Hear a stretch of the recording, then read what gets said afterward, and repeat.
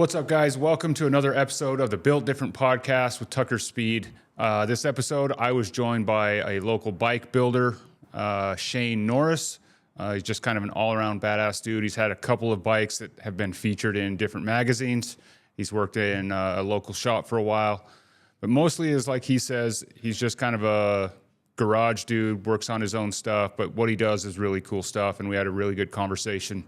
But before we get started, just remember this podcast is brought to you by tuckerspeed.com, your one-stop shop for all things performance related to your Harley-Davidson motorcycles. And please, before we get started, follow the show, leave us a 5-star review. I hope you enjoy this one. Give it a listen.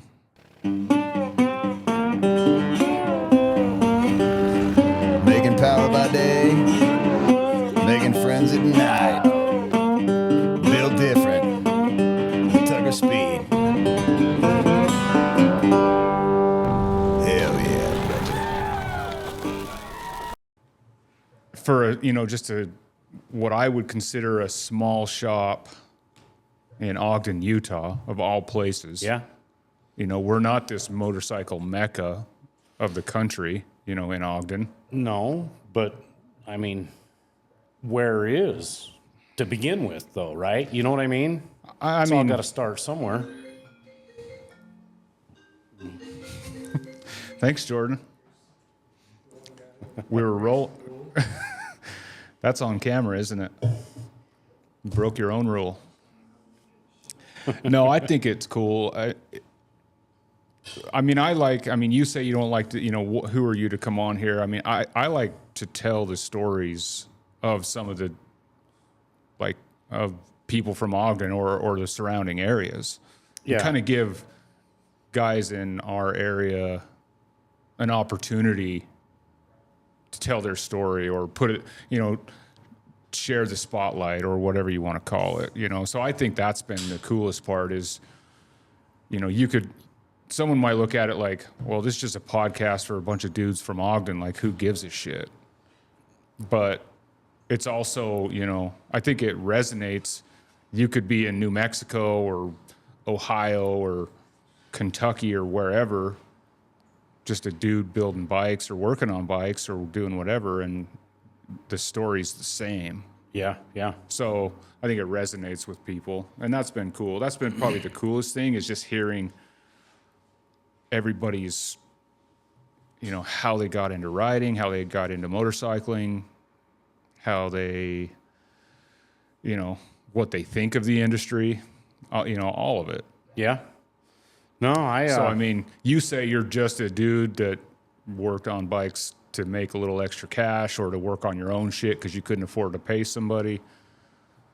But you've actually built some really nice stuff, too. So, I would say you're more than just a dude working on his own bike in his garage. Yeah. Because I know a lot of those guys, and I would put you above those guys. Those are the ones you don't want to work on. Yeah. When they've worked on it their whole life and they can't figure something out and they want me to work on it. Yeah. You know how those are. Oh yeah, that's shit. Those were the only bikes that we got at Sid's. Mm-hmm. The ones that nobody else wanted to work on. Yeah. And I've worked on my fair share of that stuff. And I kind of had to in the beginning when we first opened. You kind of just have to do whatever you can. Yeah. Whatever you can get in the door to work on. You can't turn anybody away. I've been fortunate enough now that with time and I can turn some of that stuff away. Well, but we were talking about it a minute ago. There's enough to go around for everybody, right? Mm-hmm. So, everybody gets a slice of the pie, so to speak. Yeah. And some people don't mind working on that old stuff. Some people prefer it. Some guys prefer it. Me, honestly, I don't want anything to do with anything that's got a computer in it because Really? it's beyond my scope of knowledge, Sure. right? Yeah. Because I don't have the tools to work on it. I can do a little bit of troubleshooting, YouTube warriors and, Yeah. But when it comes to anything more in depth, it's beyond my capabilities. Yeah. Well, and it's a challenging thing because I feel like I'm pretty good with the new stuff, the electronic fuel injection stuff, but that stuff's changing so rapidly that the challenge I have is trying to keep up with the technology. Yeah. Without working at a dealership, you don't have the opportunity to kind of go to school every year to learn the new stuff. Yeah. So I'm just playing catch up. I'm just always playing catch up. I'm always learning on a customer's bike. Like, oh, well, this is new. I didn't know about this. And, I've had some conversations with guys. I was talking to a guy yesterday.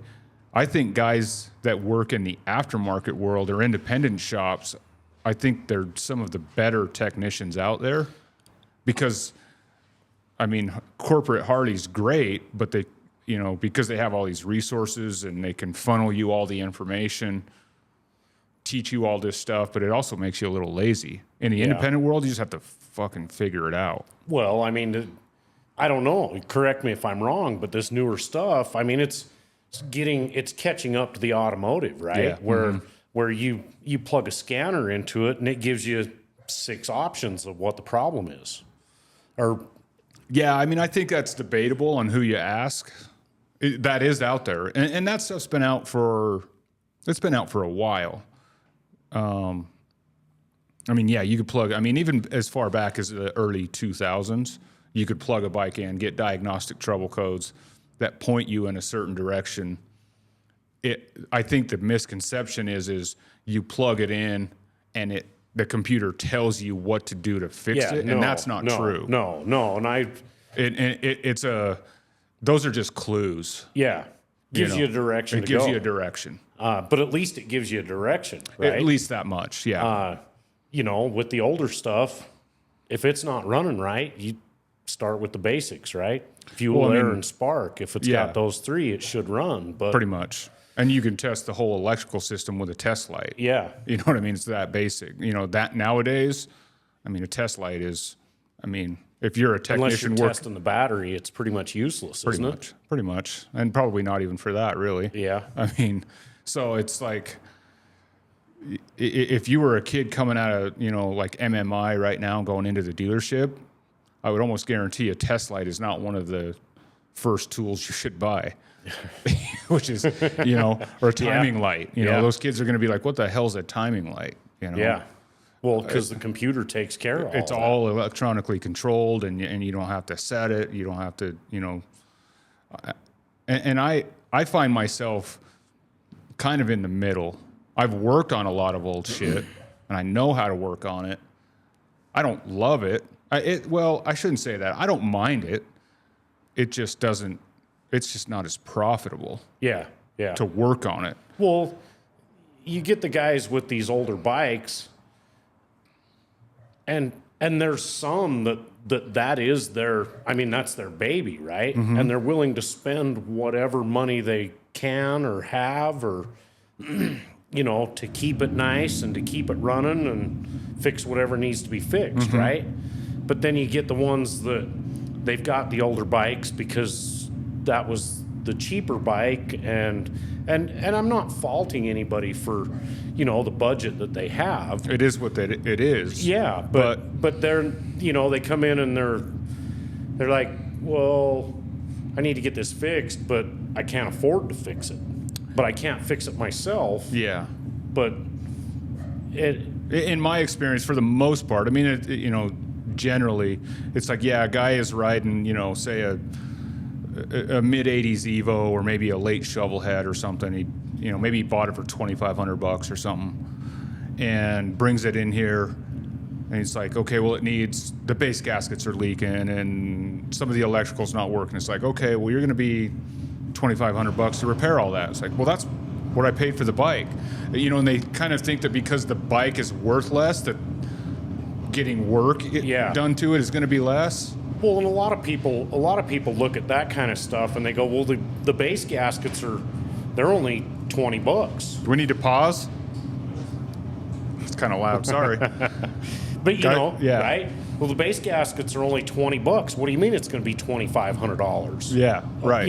People don't understand that there's 40 steps to get to that step. Yeah. And how many people have scraped base gaskets off of an Evo? Yeah. You know what I mean? Yeah. Like, and so it's tricky. I mean, and it's hard because it's like, you know, you want to support those guys. It sucks that that's all they can afford, but to try and run a business and make a living on that, it's very difficult. You know, I had a real limited stint with dealing with the public and repairs on bikes. And fortunately for me, it wasn't my business. So I, you know, I had that out. I could just tell them, well, Go talk to the owner. I just work here, Yeah. right? If you don't like the price or whatever, then you know that's it's not for you to decide. yeah. This is what it is, and you know, you can either leave it here and I'll fix it, or you can take it as is. And, Yeah. you know, I'll only charge you for the time that I spend on it, and Right. and it's totally up to you. Yeah. And I think some people just don't understand the value of the time involved. They Well- look at it like, oh, the gaskets are $25, but they don't really put any sort of value on the, you know, 5, 8, 10 hours or whatever it's going to take you to do it. Yeah, there's an old analogy, you know, the somebody calls a what was it? The guy's like this ship engine or something. Oh yeah, I'm sure you've heard it. I've heard it. And the guy, you know, they couldn't get this engine fixed, and it was, you know, costing them all this hundreds of thousands of dollars to have this engine down, and they finally find one guy that says, yeah, I can fix it. And he comes in and he kind of pokes around, maybe with a stethoscope a little, and he taps right here and taps right there, and you know, long story short, it fires up and it runs great, right? And he hands him the bill, and the bill's like $10,000 or whatever, and they're like, $10,000, you were only here for 20 minutes, and you know, and you only did this little simple task. yeah, and he says, you're right. The task only cost you $1,000, but knowing how to perform the task cost you $9,000. Yeah, right. So The experience Yep. and the time. I mean, you know, and most people just don't understand it. Some do. Some you can have a conversation with a guy and say, you know, look, Mr. So-and-so, like this, you got to understand, this is what, there's this many steps, it takes this many, you know, this many hours. Yeah. And they're like, yeah, okay. And they understand it and respect it. Some guys know it because maybe they work in a service industry. So it's tough. And it's, you know, the people are what are challenging. The motorcycles are easy. You know what I mean? So when a guy comes, you know, when a guy comes in with you know, an older bike, I can make that bike run. It's just, what is it that the customer is expecting here? Yep. And so, I mean, and you had a short stint, you know, I guess I don't know. I know you had a short stint in a shop. I guess I don't know your whole story of like your entire kind of background of working on bikes. I mean, and I don't know if you want to say or not where you worked. That's up to you. But Well, I mean, obviously there's no shame in it. You know, it started, I needed parts for my shovel head.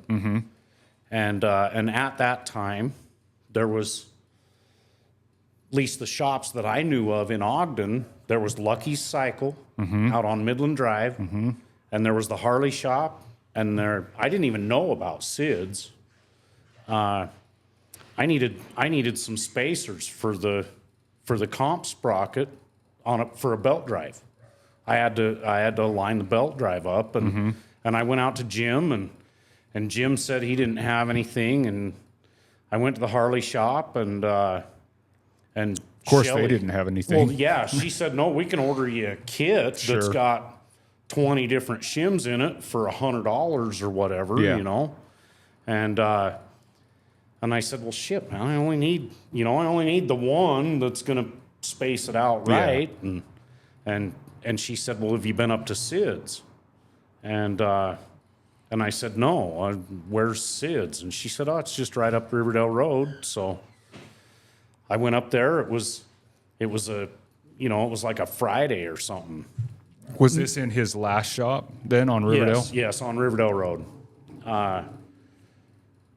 Didn't know the guy. It was during what would have been normal business hours, right? It was like 1 PM or something. And nobody was there. Place was all closed up. Well, I think the key word is normal business hours, and Yeah, of course, right? he was everything but that. Yeah. So I called the number and said, hey man, are you open today? And he said, no, it's my daughter's birthday, but what do you need? And I told him, I said, I was just looking for a spacer for the sprocket on the front pulley on my shovel. And he said, I think I've got a couple. If you want to hang out for a minute, I'll swing by and open the shop. And he literally pulled up, wife and kids in the car, stopped in the middle of the street. He didn't pull into the parking lot. He stopped in the street, got out, come and opened up the shop, and he said, I'll be right back. Didn't even let me in the shop. Right? Okay. He went in the shop. A couple minutes later, he come back out, handed me 3 or 4 of them and said, hopefully one of them will work for you. But I got to go. And I said, what do you want for him? And he said, don't worry about it. You'll be back. All right, fair enough. And I did. And sure enough, you were back. Sure enough, I was back. And when I did actually go into the shop, he was working on the last build that he did. It was like a white, off-white, cream-colored and red panhead that he built. And, just seeing it sitting there, because he was in final stages, it was painted and he was assembling it.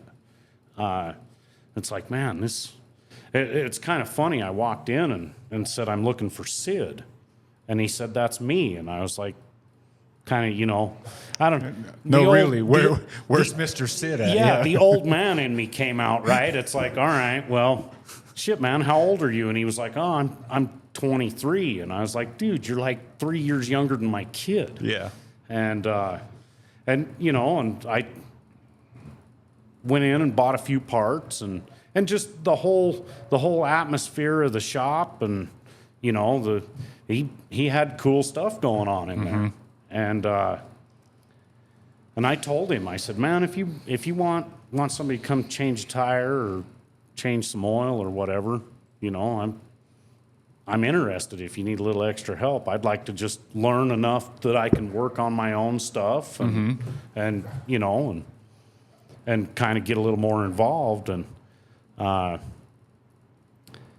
he kept telling me, he told me 3 or 4 times, you're too old. I don't need anybody part-time. If I'm going to train somebody, I'm going to train a kid that, that's got some ambition and, wants to put the do time it for a in while, and, yeah. Full time, right? And he finally he posted on Facebook. He's like, I need some help at the shop. If you're going to show up in shorts and flip-flops, don't even bother coming by. I need somebody that's serious and don't message me on Facebook. Show up and show a little bit of ambition or whatever. And I messaged him on Facebook and said, hey, man, I've already been in there like 3 or 4 times asking you if you want help. And I was like, dude, I've already got a day job. So, you can fire me whenever. I just want to come learn some shit. And it was, I don't know, 2 or 3 hours later, he messaged me back and he's like, shit, when can you start?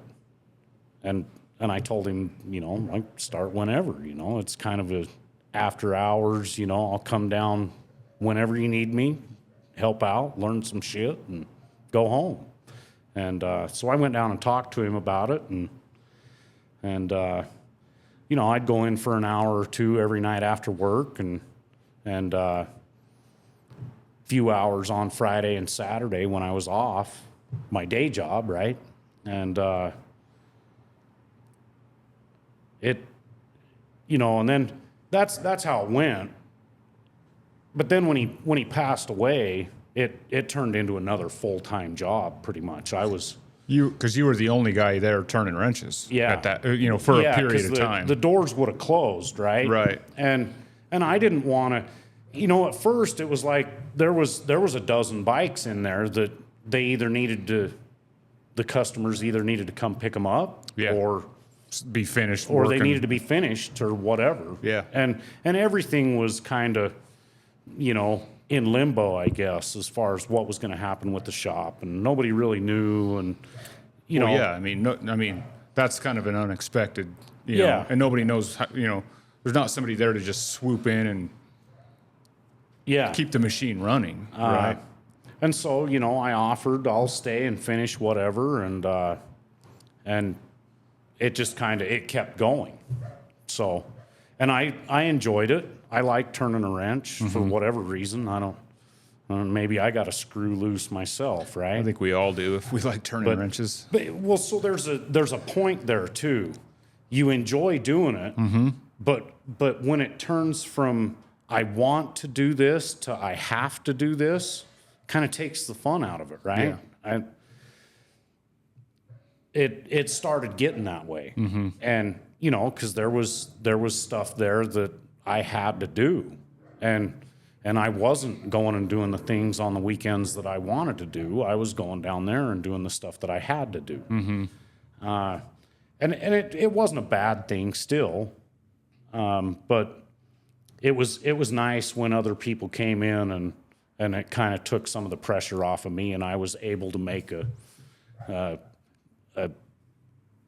I don't know, a graceful exit or clumsy exit or whatever you want to call it, right?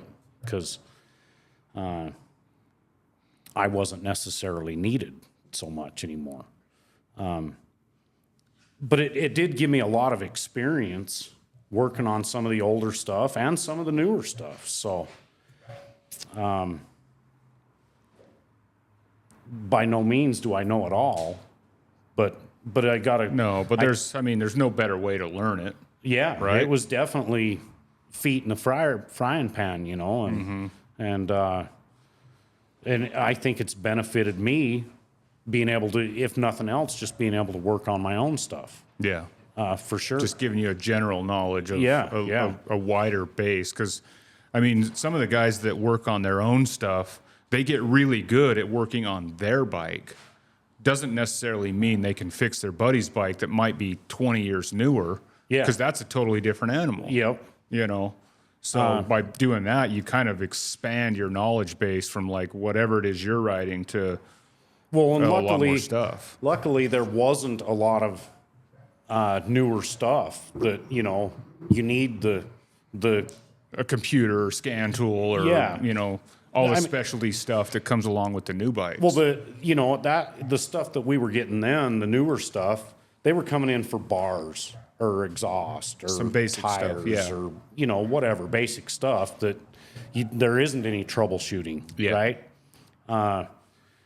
There was several bikes that man, I scratched my head on for days and days, and when you run into something like that, you're doing it on your own dime, because you can't charge a customer. I still deal with a lot of that. You can't charge them for the 20 hours, 30 hours that you spent scratching your head trying to figure it out. Just trying to figure out how the system works, so then you can figure out what's wrong. Yeah, exactly. So there was a lot of hours spent that it taught me a lot about how to figure out what's going on, and just basic stuff that I had no idea about. So I don't know, that kind of fueled my passion for just that one panhead that he was working on. It really stuck out. He did a really nice job on it, and it that's what took me there and got me into wanting to. I want to build a bike. And I was fortunate enough that a customer of his wanted to build a bike also, and he started on it and was it wasn't very long, and he was overwhelmed. And he came to me and asked me if I wanted to finish it. And I mean, I drug it out for a couple of years, but I finished it and turned out nice.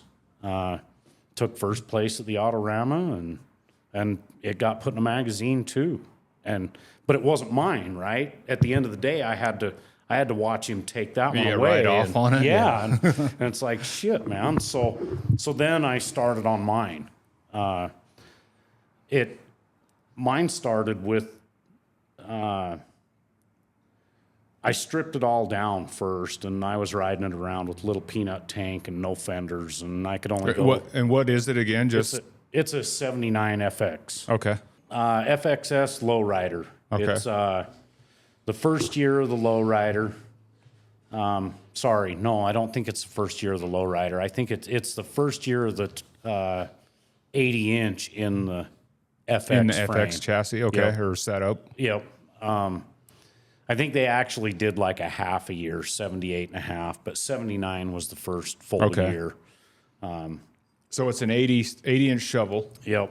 The bottom end on it's still, to my knowledge, it's original Harley Davidson from 79.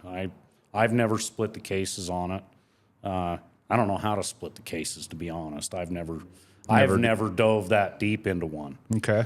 I've done top ends on probably a couple of dozen bikes is the extent of my engine knowledge as far as getting into actual hard parts.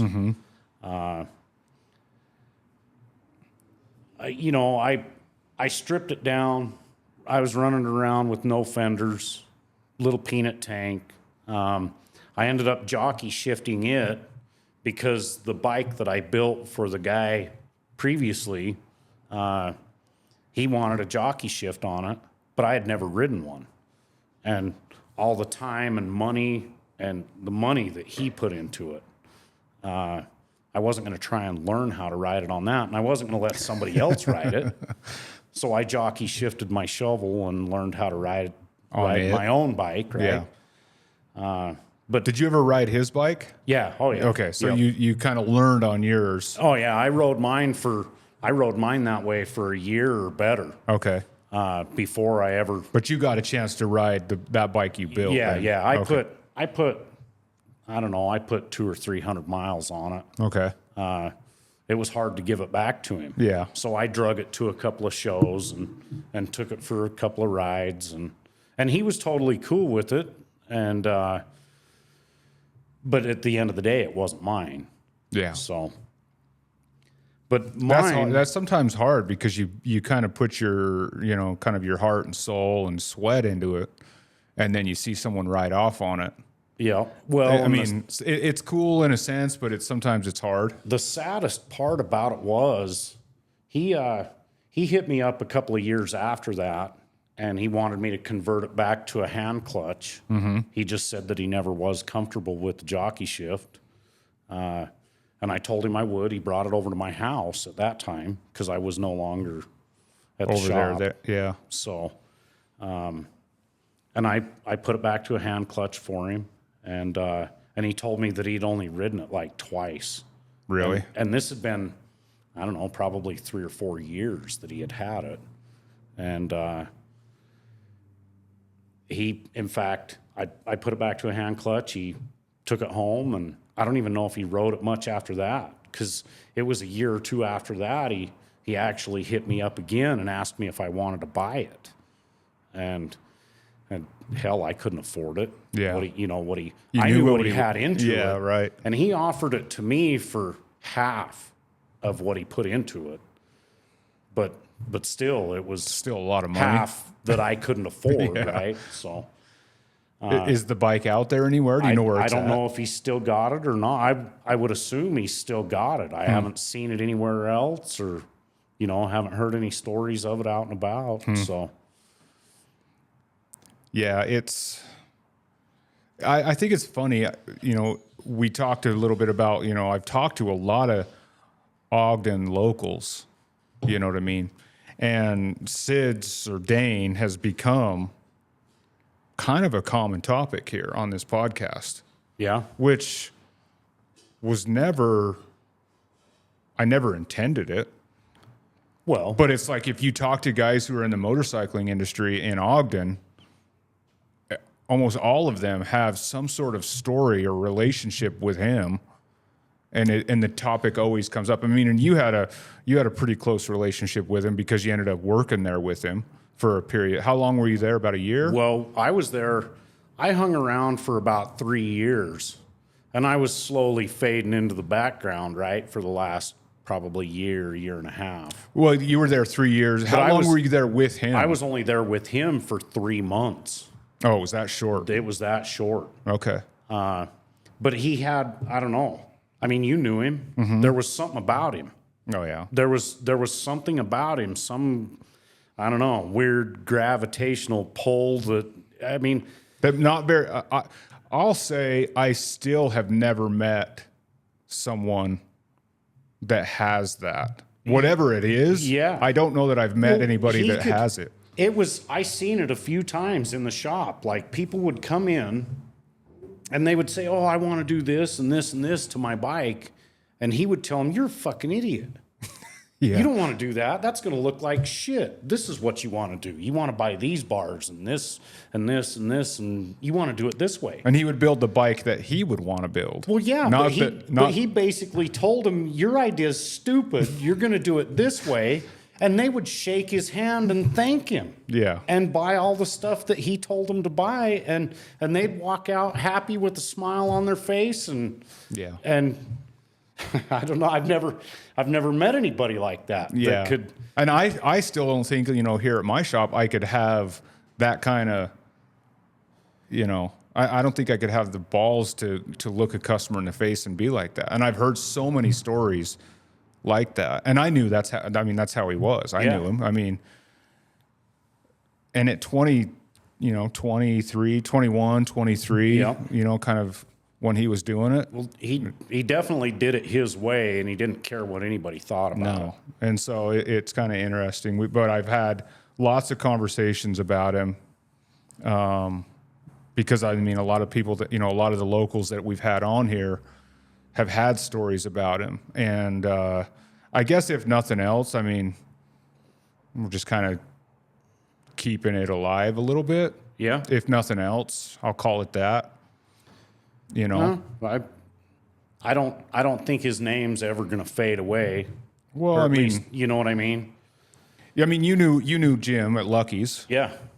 But he had, Lucky's had been around for years, and Jim had been doing it for, I don't know how long he did it, probably forever. Yeah. Yeah. And what Dane accomplished in 2 or 3 years, Yeah. Short time anyway. in the amount of time that he did it, and people still talk about him 10, 11 years later, Yep. it's wild that, that he had such a huge impact in a short amount of time, and at such a young age. It's still amazing to me. Yeah. Like I say, I don't know what it was, but I tell people, because I've talked to a lot of people who didn't know him. They're kind of new to the industry or new to the area or whatever, and they didn't know him. They're like, and I think he was a love-hate guy. oh yeah. You either absolutely loved him and you were loyal, or you absolutely hated him because he was an asshole. I'll bet you there's a lot of people. Well, I'll bet you there's a few at least that love to hate him too. Probably. And there was probably a few that hated to love him. And Probably. so Yeah, for sure. I think I agree, but it's tough, and it was probably I would assume had to have been a pretty tough situation for you. well, It was a tough situation for me, and I worked with him a little bit when he was at the dealership because I was there at the same time, and I rode with him a couple of times, and it was hard for me, but I'm sure the position that you were in had to have been pretty tough. yeah. That kind of stuff isn't easy, No. right? But I don't know. I just know that, without meeting him, there's a lot of people in my life, probably including you as well, that that I probably would have never met. You know, in knowing him for 3 months, it literally changed the course of my life. Yeah. I mean, just huge, in a huge way. Yeah. I had a bike, but I don't know. I've always just kind of been, previous to that, I was kind of a, just a by myself kind of guy. I didn't Ride by yourself, hang out, you didn't really. not really. And honestly, I'm still kind of that way. Yeah. But I mean, the people that have been brought into my life because of him in that short of amount of time, it just, I don't know. It's amazing. Well, your life is the way it is today still because of that. Because of that influence. Because of that, yeah. Right? I don't know. So prior to that, you really had you had never worked on motorcycles for a living. No. You were a hobbyist. And just on my own bike, right? My whole intentions with that shop was to go and learn a little bit. Just to work on your own Just stuff? to work on my own stuff. Or, I never considered it being a career opportunity or a career change for me. It was Because, what do you do you're a machinist? I'm a mechanic. A mechanic? But I'm like an equipment mechanic. Okay. I'm a glorified grease monkey, maintenance guy. Yeah. I change oil and filters and troubleshoot machines and test stands. Nothing to do with automotive or motorcycles at all. But, but the automotive, I was more of an automotive backyard grease monkey, right? Because, again, too poor to pay somebody else to fix my old, antiquated, broke down junk. and so I had to do it myself. Yeah. And, get a book and figure it out. When I say get a book, this was back before the days before YouTube. Yeah, before the days of YouTube and cell phones and the internet was around, but that kind of information wasn't there yet, right? No, not like it is today. It's a lot different today. So it was literally go over to Checker because it was before it was O'Reilly's and there wasn't even an AutoZone. Get a Haynes manual or something. Yeah, and get a Haynes manual or a Chilton's manual and figure it out. And spent a lot of nights and weekends building cars and trucks and fixing my own stuff, and I just enjoyed it. Yeah. So when did you first get into bikes?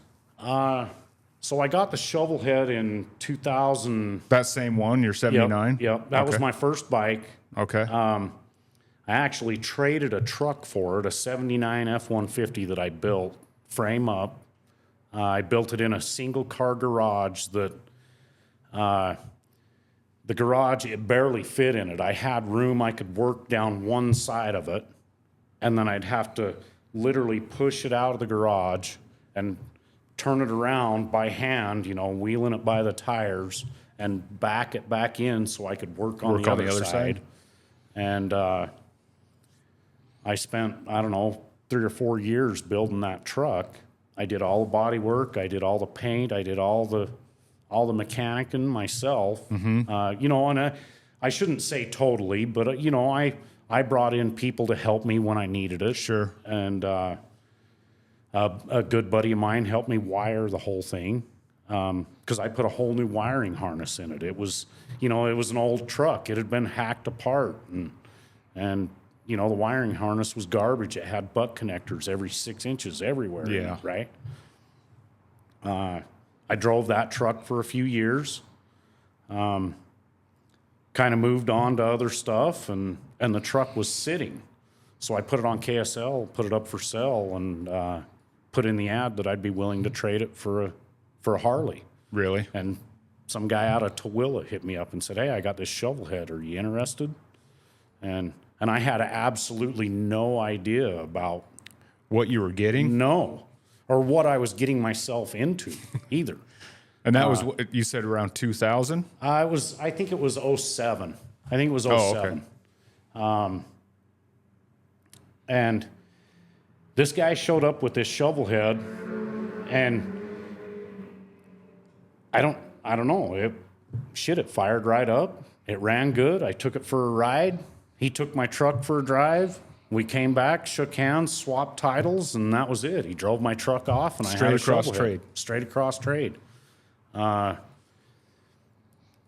I known, because when I started telling people, hey man, I traded my truck for a shovel head, everybody was like, you did what? You don't want a shovel head. There's nothing but you traded your truck for a trouble head. You're going to be working on it always. It's always going to be broke down. You're going to be dumping money into it hand over fist. And really, that's actually, I don't know if I just got lucky because it's an AMF bike, but it ran. It's been a great bike. I'll bet you the first probably 4 years that I had it, I'll bet I put 60,000 on it. Really? Yeah. And, and I had to do little stuff, maintenance and fix lack of maintenance stuff that had been neglected for 40 years or whatever. But for the most part, it hauled me and the wife through Yellowstone 3 or 4 times. Wow. I rode it all the way down to the Grand Canyon and back. Real quick, kind of funny. We were down in, I don't know, Hilldale or Colorado City, one of them little. Oh yeah. One of them towns. Sure, yeah. If you don't know what they are, look them up. Yeah. Hilldale, Utah, and Colorado City. We pulled into a gas station down there to get gas and, take a break, whatever. And I went into the store and come back out, and there's this guy standing there kind of wandering around my bike looking at it. And he said, that's a pretty cool bike. Where are you from? And I said, Ogden. And he said, wow, that spells courage, and turned around and walked off. But I mean, I rode it all the way down there and back and around for 10 days down there, and I didn't have a problem with it. My bagger has left me stranded on the side of the highway way more. In fact, that shovel head has never left me stranded. It's always made it home. It's broke down as I pulled in the driveway a couple of times. But never on the highway? But I've never had to call anybody to come get it. Right.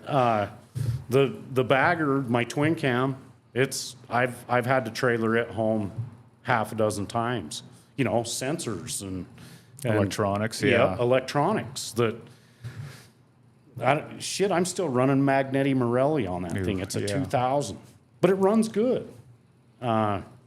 One of these days when the actual computer goes tits up, then maybe I'll put a carburetor on it or something. But I don't know. It's pushing 100,000 miles. Really? So, and it's got cams and a gear drive in it, but other than that, it's stock. The bottom end, the heads, none of that stuff's been taken off. So, I mean, they'll run good. And I mean, the Magmars, as much as I hate them, they'll run as long as you leave them alone for the most part. Yeah. It's when you start messing with them that, shit goes south. So, and you can't find parts for them anymore. I mean, nothing's available, and the used stuff is out, But, when I first got that bike, it was the guy that I got it from. He had put the cams in it, and he put true duals on it, and pipes, and an air cleaner, which is too much for the stock tune on it. It was running way lean. The spark plugs were just pure white. I don't know. Something told me it was all right, though. I bought it. I drove it down to, I took it down to Salt Lake, Harley Davidson of Salt Lake, and had them put it on the dyno. Shit, that was the best money I ever spent. Really? It was a totally different bike. He told me it dynoed right with a 103, and it's an 88. I don't know how true it is. I mean, I've got the sheet. I think it dynoed it was like just shy of 90 horse and about 95 foot-pounds of torque. And for an 88, that's pretty good. Don't have nothing but cams in it. Yeah. But I mean, it runs great. So I'm gonna Just leave it alone. I'm gonna leave it alone. Yeah. I've been telling myself for years now that it had about 50,000 on it when I got it, and I think I'm right around 96 now. Okay. So I mean, I haven't put a ton of miles on it, but because I've had it for 10, 12 years now. Yeah. So anymore, I'm lucky if I put a couple thousand miles a year on it. But I'm going to pause right there for a bathroom break. I was thinking the same thing. All right. Never tried it. Might be onto something. Might be the new thing. Yeah. You're welcome for the beers, and thanks for coming on. No, I appreciate it. I'm gonna say a little nervous at first, but I don't know. Never done. If you can nothing try like and this. just like not look over there and realize there's cameras and lights, just you kind of forget about Well, it. I'm glad that he didn't say, "Hey, we're gonna start recording." So Yeah, it's nice to just kind of like ease into it. yeah, Because if you do, like, it's funny, podcasts are funny that way. And it's even for me, and I don't, what episode are we on, Jordan? Like 20, 27? And if he says we're recording, it's like, I got where do I start? Yeah, I got to make this look. And so if we can just start talking, and then at some point he just flips the switch, kind of ease into it, it's easier. But one thing I've kind of talked to a lot of people about when they've come on is how they got into motorcycling. I mean, you said, you traded a truck for your first bike. Is that kind of your first ever motorcycle, or did you grow up riding dirt bikes or anything? No, that was my first motorcycle. It was, something about it. You sitting in your backyard or whatever. I used to live just off Washington. Okay. Excuse me. So Saturdays hear and 'em all? Sundays all summer long, you'd hear them rolling by. Yeah. And honestly, I never was good on two wheels. Really? No, and I'm still not. I can go out and cruise. And, Yeah. But I was terrible on a pedal bike, and I never even dared to get on a dirt bike. I rode one a few times, and all I did was put it in the dirt, right? But listening to them roll by on Saturdays and Sundays, and I don't know. Eventually. I wanted one. Yeah. Yeah. And it's a Harley for whatever reason. It's a Harley you want, right? well, it's You the didn't. sound, right? Yeah. I mean, you can't deny it. It's that. I heard somewhere once that they actually trademarked that. I heard that too, and I don't know how real is I don't know that, how you though? trademark a sound. Well, I think it's the whole. I mean, I think that what they did is they trademarked the firing pattern that Ex- created yeah. the sound. And I think that's, I could be wrong. I mean, someone will 'cause- probably correct me. Right, But it's a 4-stroke, but they both fire one right after the other, and then they drag a dead stroke. Right. Where all the other bikes fire opposing. Mm-hmm.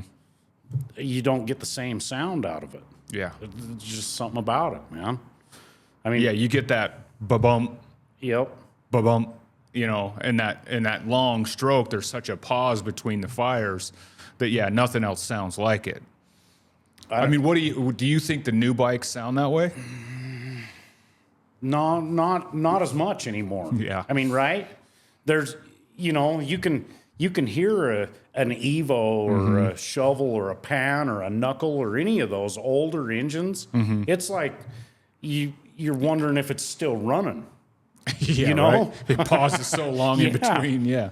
Yeah. But these new ones, I mean, they're all computer controlled, so they run nice and smooth.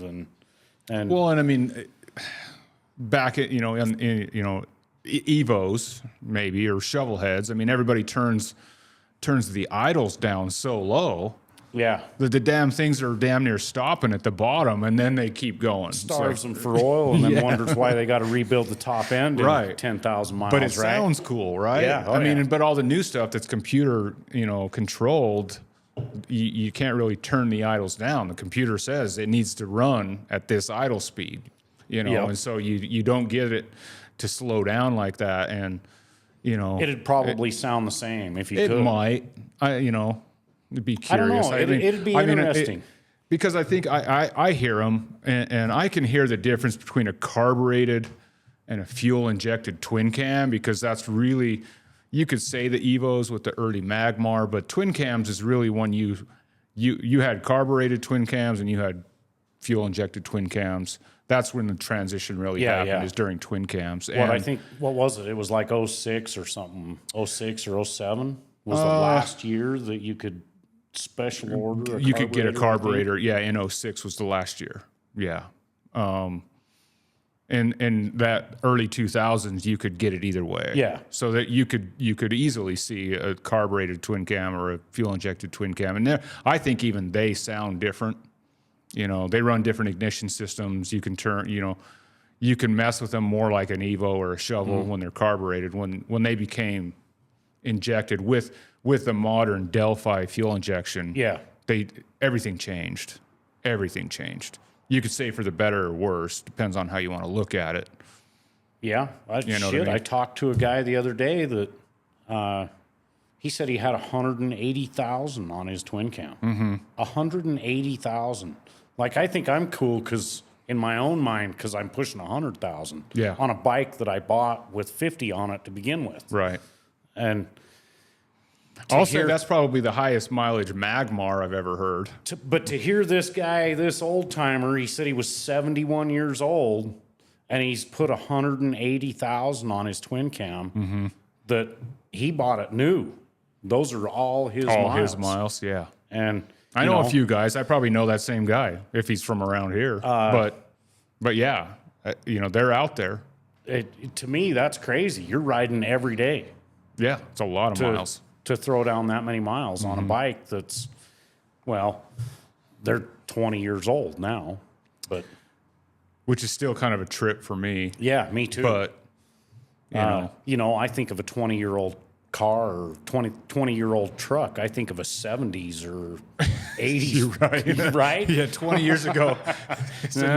Yeah. Well, that's what happens. How old are you? I'll be 48 in a couple of months. Okay, so we're not that far apart. I'll be 44 this year. So we kind of grew up in the same time period. Yeah. My first truck was a 73 F100. And it wasn't cool, right?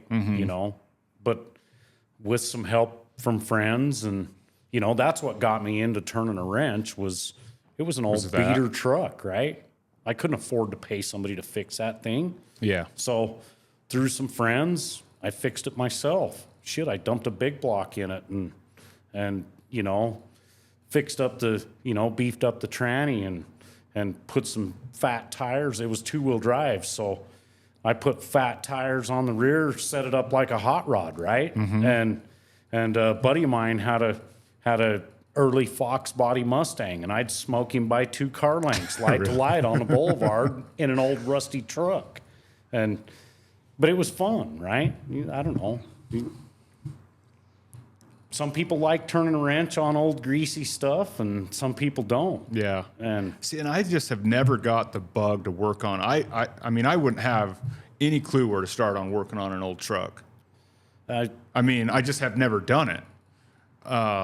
I've worked on, I don't even know how many bikes at this point in my life, but I've never worked on trucks. My first truck was an 84 Chevy 3/4 ton. But old square body. Old square body. I love that truck.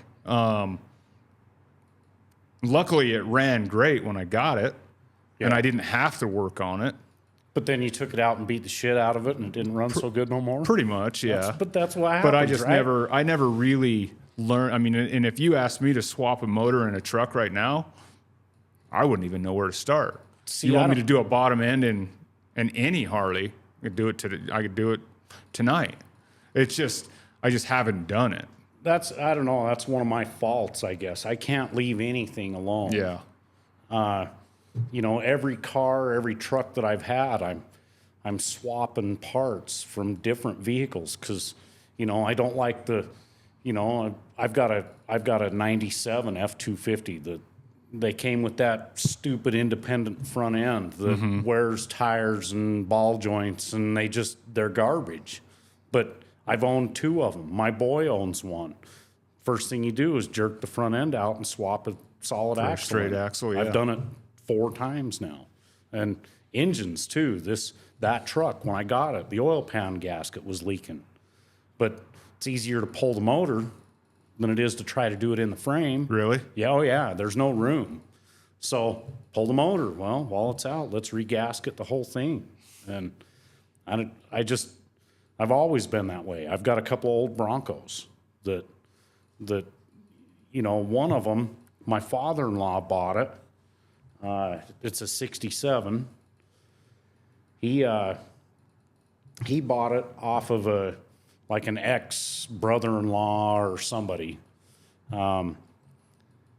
He had it kicking around in his garage for a couple of years, and then I went over and helped him with it a little bit, and one day he told me, he said, "Why don't you just come get this Bronco and take it, and, finish putting it," because it was a shell engine was on a stand. He had the engine rebuilt, but everything was in milk crates, like all the dash, everything. It was a rolling carcass, pretty much. And shit, it was, I don't even know where you would begin with something like that. I kept telling him, "No, man, I'll buy it off of you, but I'm not going to let you just bring it over. I'm not going to just take it." Mm-hmm. And one day, literally, I showed up from work, and it was sitting in the driveway. And shit, it wasn't even, I don't even think it was 3 months. It was registered and on the road, and I was driving it. Really? Yeah. And I don't know, something about the old stuff, man. I like keeping that old stuff going. Just keeping it rolling. And, anybody can buy a new truck, right? Or a new car. But not everybody can keep that stuff that's 40 years old going. You gotta like, I guess you gotta like it. I don't know. Maybe I fell and hit, maybe my mama dropped me or something when I was a kid and I landed on my head, or I don't know, but. Well, if you, let me ask you this. If you were given the option tonight, like I'm going to give you, say, a 75 Ford pickup truck in boxes, or I'm going to give you a 2024 Ford. I'll take the 75 all day long. Really? Yep. Because I can put it together. I know. But the 2024, you could 0 miles, brand new off the showroom floor. I can put wheels and tires on it. But it doesn't do anything for you. No. The old stuff is, I don't know. The old stuff's where it's at, man. Yeah. I can work on it. There's no, everything on it's mechanical. If I want to, so I've got two of those Broncos. I've got a 67 and a 73. The 73, I think it rolled off the showroom floor with like 120 horse with a V8 302. It was like the lowest horsepower production engine that Ford ever made. But since then, and seeing this, I'm going to contradict myself here, because it's early fuel injection, but both of those Broncos are fuel injected. Okay. And it's stuff that I did myself.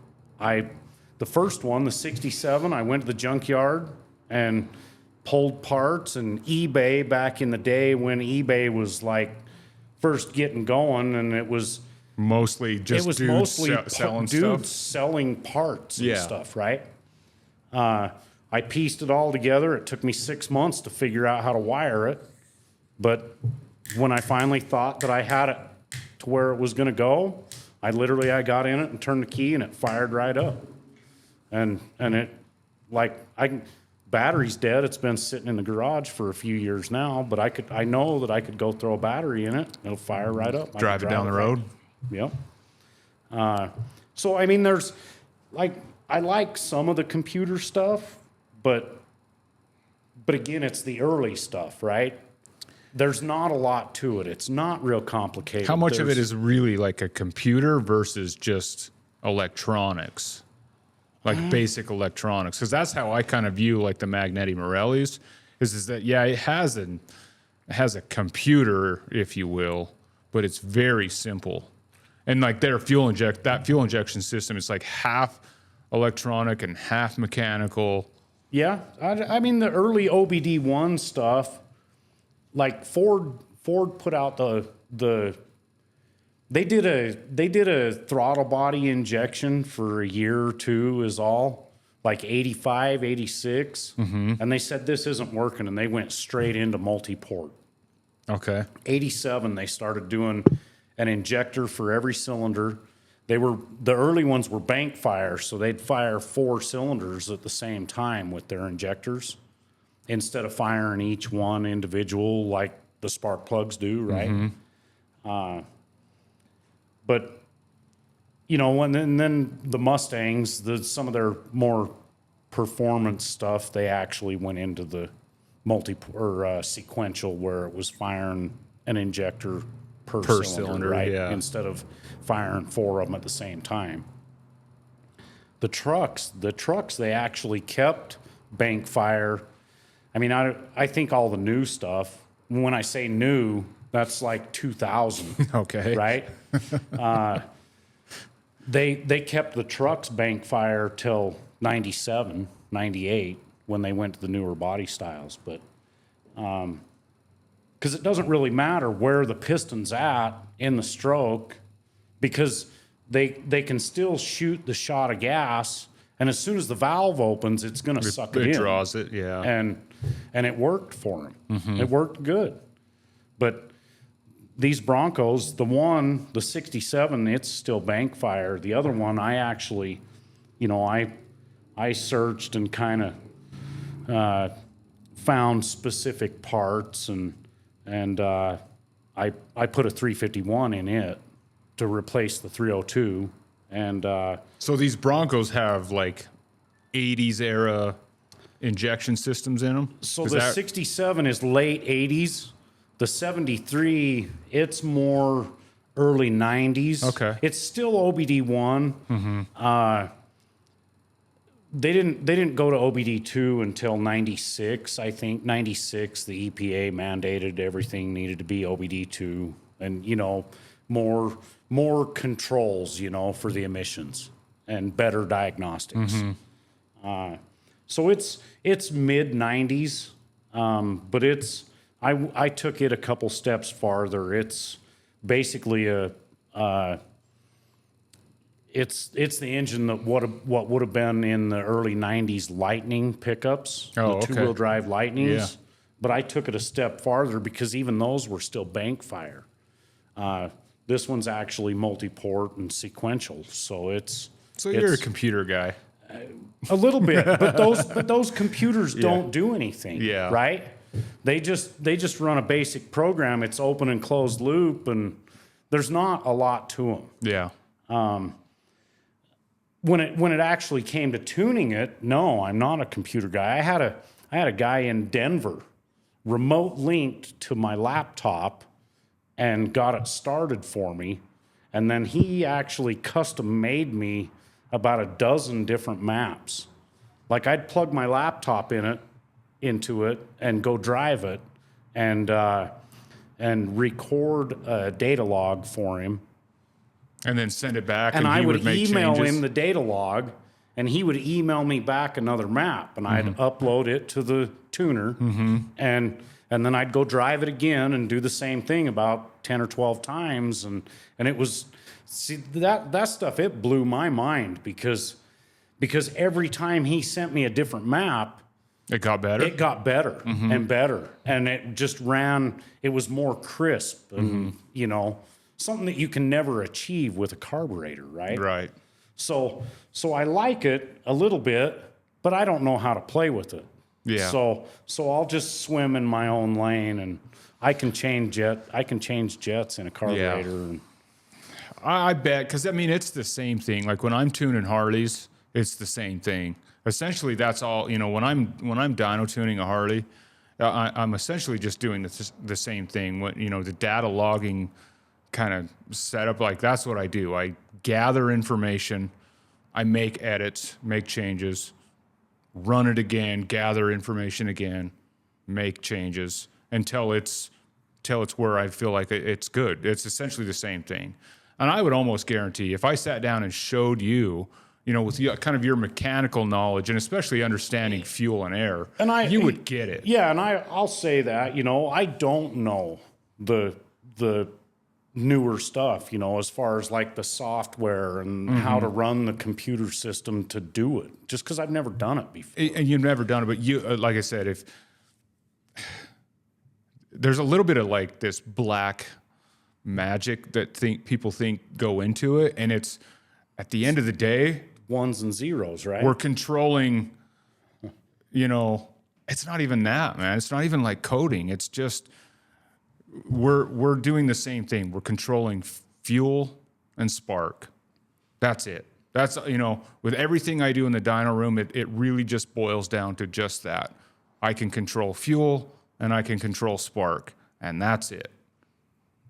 Same thing you're doing on your shovel head. But you've got something telling you exactly what it is. Oh, it's very precise. Right? Very precise. Because what is it? You want something like 14-to-1 or something, isn't it? Well, and it depends. That all depends on what you're asking of the motorcycle. Are you at wide open throttle? Are you at 15% throttle and just cruising down the highway? True. Because the answer is different. What air fuel ratio you want at that, and with a fuel injection, you can be that precise. I can say I want it to be this air fuel ratio at 20% throttle, this air fuel ratio at 30% throttle, and you can control it that precisely, and you can control front cylinder to rear cylinder differently. Really? But at the basic, the basic principle of it is just that. I'm controlling fuel and spark, and that's it. See, to me, that still is magic, right? Just because I've never done it. Sure. I've never played. And there's with a it. lot to it, and I find myself, I'll have conversations with guys about it, and I'm like, yeah, it's just basic. Like, you just do this, this, and this, and they're just like, they kind of get this glazed over look, and to me, it's common knowledge or kind of common sense because I'm doing it all day, every day. But it's just going right over the top of their head. Yeah. But I think you've done enough work, whether it's trucks, cars, motorcycles, or whatever. You understand that fuel and spark is what we can control. Yeah. The older stuff, it was you want a toasty marshmallow on your spark plug, right? If it's black, you're giving it too much. If it's white, you're not giving it enough. Yeah. And that's really what it is. I mean, and then with the carburetor, depending on the carburetor, if you're talking Harleys, you got 3, 4, maybe 5 different jets or circuits that you can tune. Yeah. Well, shit, the old CVs, they're about as basic as it gets. Basic. Right? And you're trying to control fuel at idle, at cruising, at light acceleration, heavy acceleration, and you're trying to control 2 cylinders with the same carburetor. So it's like you can only get so precise with, 4 jets controlling 2 cylinders at all those different, applications. And with a fuel injection, you can just, it's pretty precise. Dial it right. Yeah, and it's cool. And I dig it. I get it. I enjoy that stuff, but it's all the same. Fuel and spark, that's all it is. So one thing I wanted to talk to you about is your new bike that you just got in the magazine, in Easy Riders. That's my old bike. That's your 79? Yeah. So it's the bike you've had for... It's the same bike, yeah. So you rode it for a while. Yeah. It all came down to I wanted my 5-gallon tanks back because I wanted to go more than 60 or 70 miles, right? Because I didn't know that. I saw the pictures of it, and it's kind of an FL at this point. It is. So it's still the FX frame. Okay. I put a 2000 to 2006 Softail front end on it. Okay. I welded some stuff onto the swing arm so that I could run a 2000 to 2006 rear brake to, a little better brakes than the old banana caliper and the single piston up front, right? Yeah. Because those brakes don't work. No. And those ones work better. Yeah. They're not as good as the new stuff, but they're pretty good. They definitely work better than what that bike came with. Yeah. So the frame itself, I didn't, you know, I cut and, you know, kind of cleaned up some of the factory spatter and, you know, cut a couple of tabs off. Sure. But I didn't really do much kinda to the cleaned it frame. up. Yeah. It just snowballed. It really did. I wanted to put 5-gallon tanks back on it, and I thought, well, I might as well. The rocker boxes were leaking a little bit. They weren't really leaking. They were just more seeping, right? It was just dirty. And I thought, well, I'm going to pull it out and shit, I'll pull the heads off and regasket it from the piston up. And one thing led to another, and I bored it and new pistons and had the heads done. And the guy that I got it from, he had spray painted everything flat black. So I ended up spending a weekend with a can of paint stripper and, you know, it cleaned it all up. And I thought, well, might as well have the frame blasted and repainted while it's out, you know, while everything's out of it. Yeah. And well, might as well put a paint job on it, and might as well send this stuff to Chrome, and there it is, right? It sat on the lift for 3.5, 4 years. But I'm not afraid to ride it either. Still. So, you know, I'll get on it. And in fact, I've been getting some shit lately because I want to take it on a trip we're going on. And one of the guys is like, "You're not taking that damn thing. It'll leave us on the side of the road." Shit, man, it ain't never left me before. It's not going to now. Right. But I actually, I don't know, Easy Riders like the I don't know, the quintessential motorcycle magazine, right? It's been around forever. Everybody knows Easy Rider. And How did that all come about? so I actually, and I will admit, they didn't contact me. Okay. I contacted them. I was kind of doing a little bit of searching, trying to find who I could contact, and I couldn't really find much of anything. And, you know, the technology, right? You search for something on Google, it starts popping up Yeah, everywhere. bring up right? anything. Yeah. And I kept getting these like a promotional deal. Hey, if you subscribe, we'll give it to you for this much, and then we'll give it. And hell, I think I paid like $30 for a 2-year subscription. I finally said $30. All right, I'll subscribe for $30. The first one came in the mail. I started looking through it, and I looked for the publisher, and you know, any And some sort of information. any who to email contact. addresses or anything, right? And so I just emailed the guy. His name's Dave Nichols. I shot him an email and a couple of just phone pictures of my bike, and said, "Would you be interested?" And he emailed me back. It was like that day or the next day. It was like pretty quick, right? Which really kind of surprised me. He said, "Hell yeah, send me some more pictures. Let's do it. Let's do a write up on it."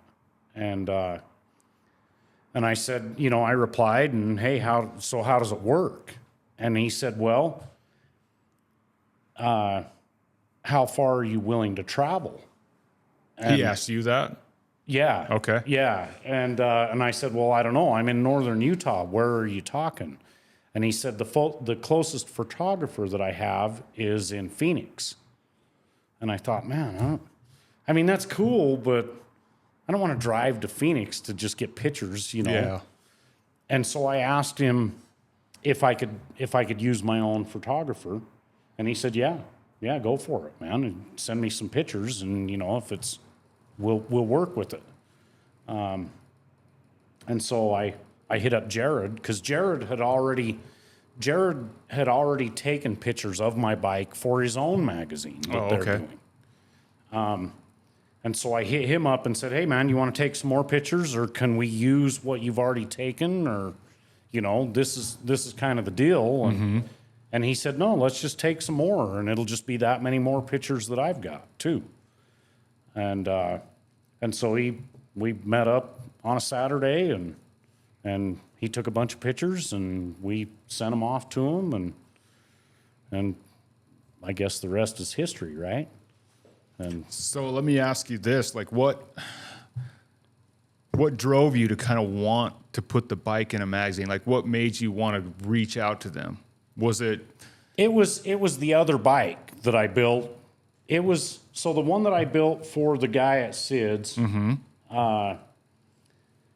it ended up I think it was January of 16 in The Horse magazine. But it kind of goes back to well, shit, it wasn't my bike. And so now it's like, hey, my bike is. So it was just that. Kind of, It was yeah. just to say you have a bike that was in a magazine. Yep. Why not? I want my 15 minutes of fame, too, I think it's right? cool. And I'm just curious why. I also think it's funny because a lot of people I talk to, you know, you being, you know, 47, 48 or whatever you said you was. I forget already, but Good. close enough. But we grew up in the magazine era, right? Magazines Yeah. were the thing. Yeah. You know, anybody can. If you go talk to a 23-year-old kid right now, They're like, what website? he's like, why would I want my bike in a magazine? But- like, who looks at magazines? Magazines it's gonna come back. Think so? We were talking about it earlier, yeah, because I'm comparing it to vinyl. You know, vinyl disappeared. Old records, man, they disappeared. they were gone. They were gone. CDs wiped them out, right? And Sure. tapes and CDs and now digital, right? But it's coming back because you can hold it in your hand for one thing. It's right there. But with the vinyl, you get that crackle and that, It has it has its sound. you can't duplicate it. I mean, they try digitally, and I mean, maybe you can tell, maybe you can't, but But it's there's still digital. There's something about it, right? Yeah. Yeah, there's something about dropping it on the turntable and dropping a needle onto and it. I think print's going to do the same thing. I wouldn't disagree. It won't be sole source No. ever again, No. right? But it'll be kind of. I mean, look at what people are doing with the bikes nowadays. It's all about, people are building choppers to replicate what they built in the 60s. Because I mean, my bike's got huge flake all over in it.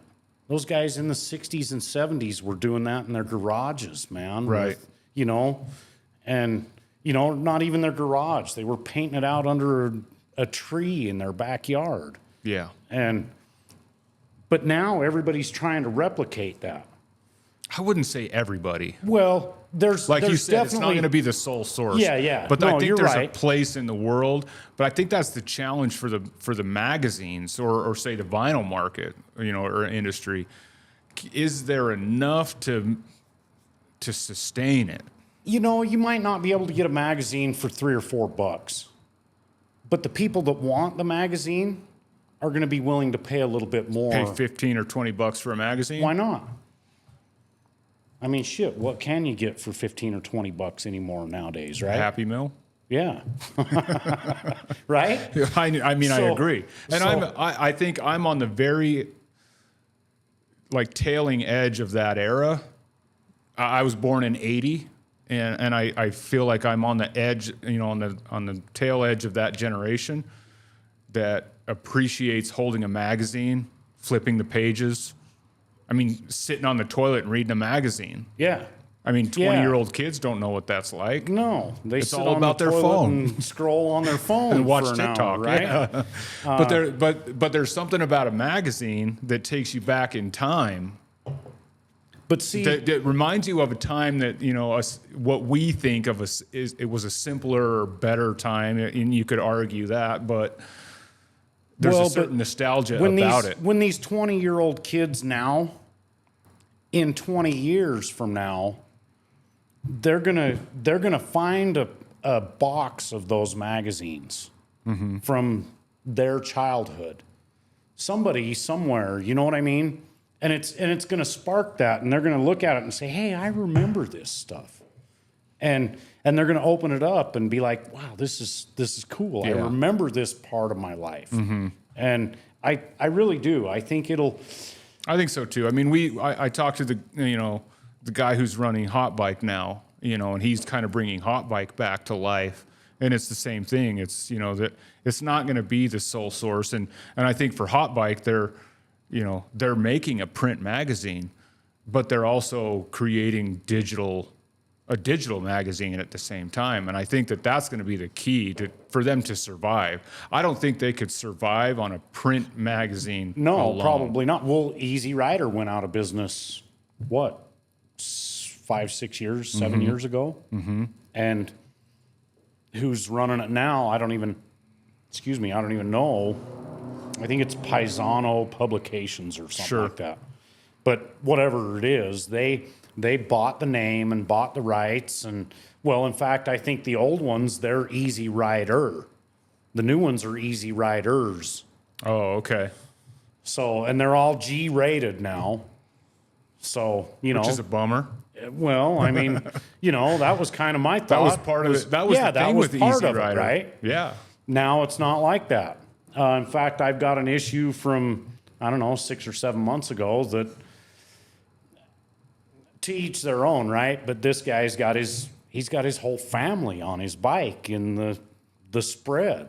And it's like he's got his wife and his kids, and I'm sure they're all really proud of it.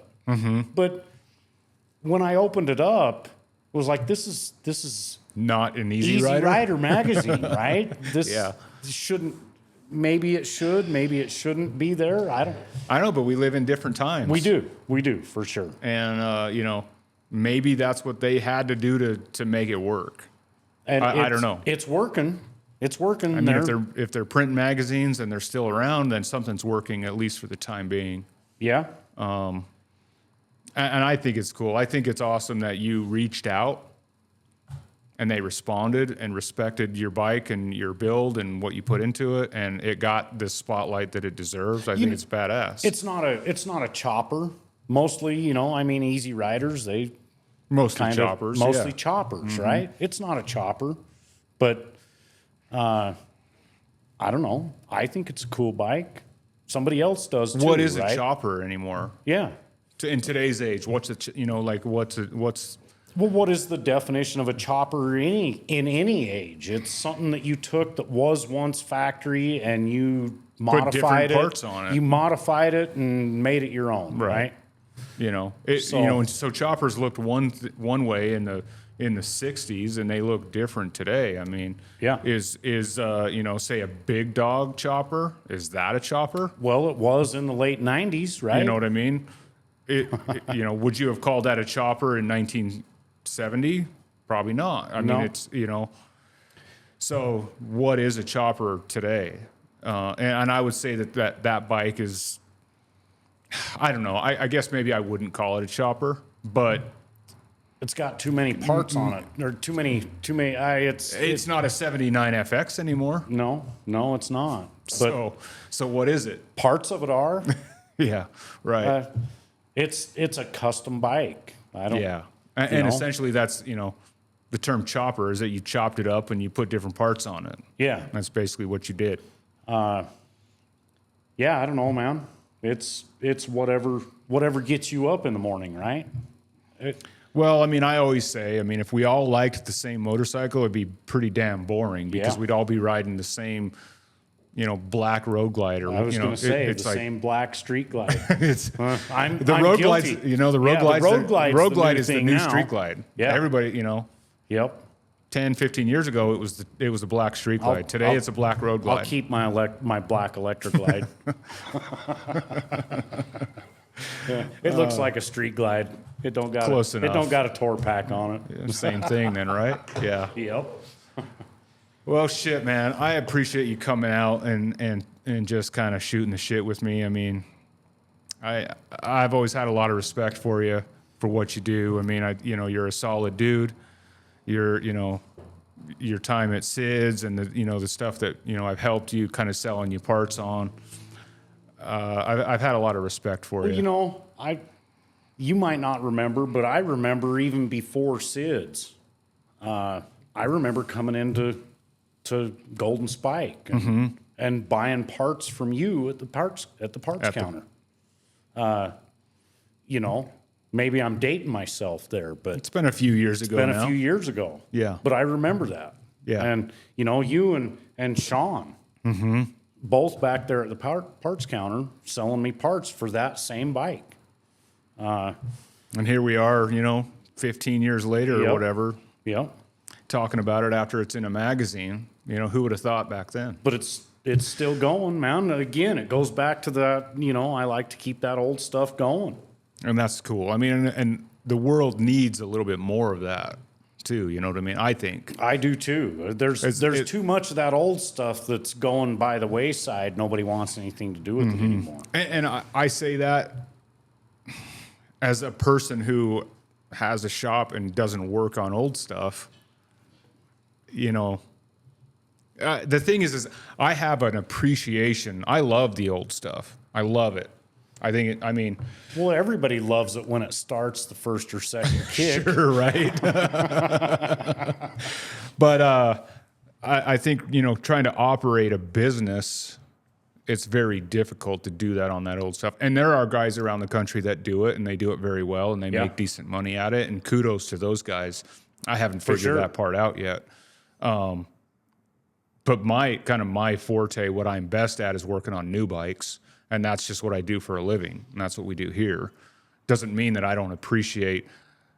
I consider myself one of those, kind of nostalgic personalities. I like the old stuff, even though I work on the new stuff. Yeah, yeah. It kind of contradicts itself. See, I like the new stuff, but I can afford the old stuff. Yeah, right.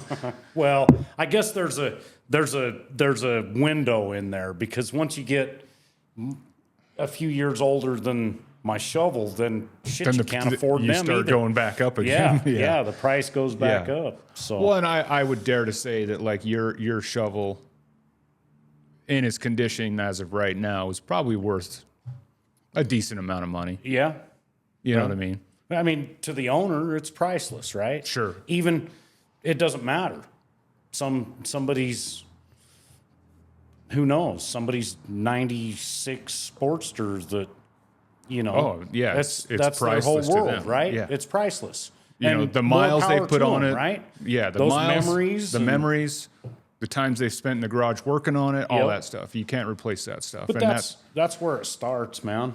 I think a lot of this younger generation, there's some that are getting into that kind of stuff, but a lot of them, and I don't think it'll die. I think it'll be just like print and vinyl.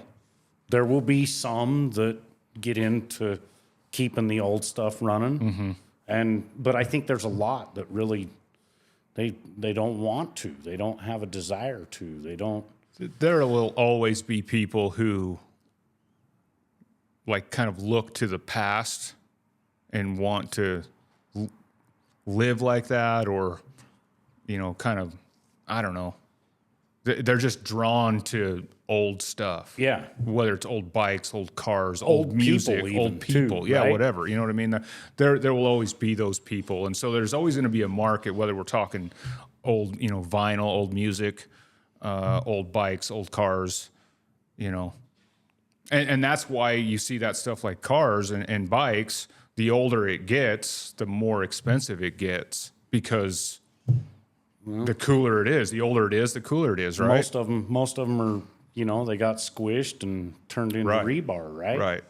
So Your bike will be there one day. It'll be one of them collector items. maybe It's in that kind of in between stage is. right now. it is. I think this kind of the stigma of those AMF years is kind of going away, honestly, because Well, I mean, there's a lot of people that say, well, AMF, when AMF bought Harley, they kind of went to shit. Well, there's a lot more to it than than just that. Than There's just- more to the story. There's than more that. to the story, right? You know, everybody was a little bit disgruntled about the whole situation. But look at how many of those AMF bikes are still out there and still running.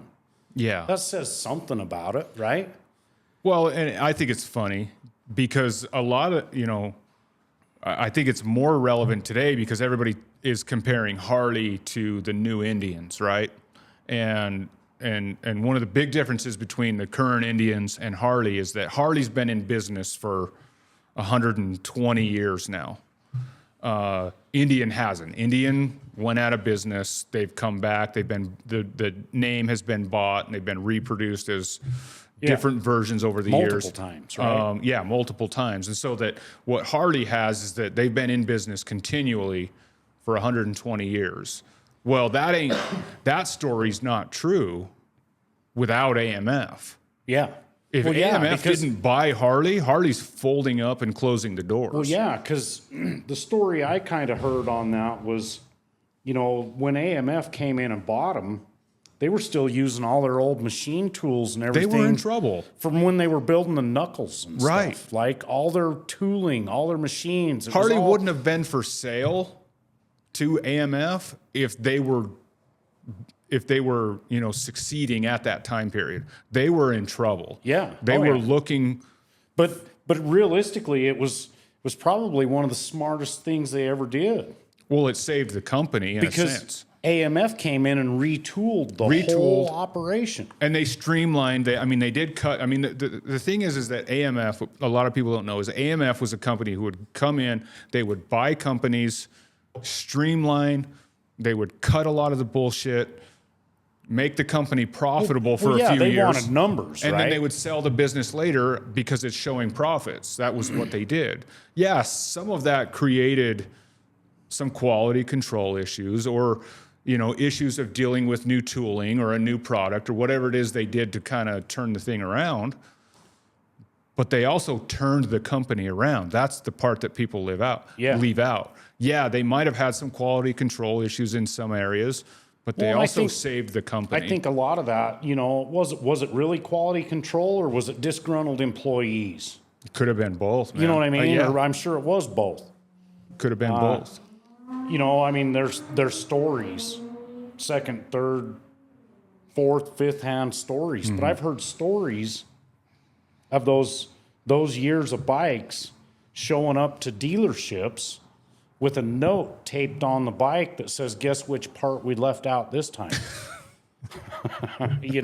Right. And like full on they left a piston out of the front cylinder or they didn't put the valve seals on the rear head or whatever, Yeah. because it was kind of a big middle finger to the corporate, right? Yeah.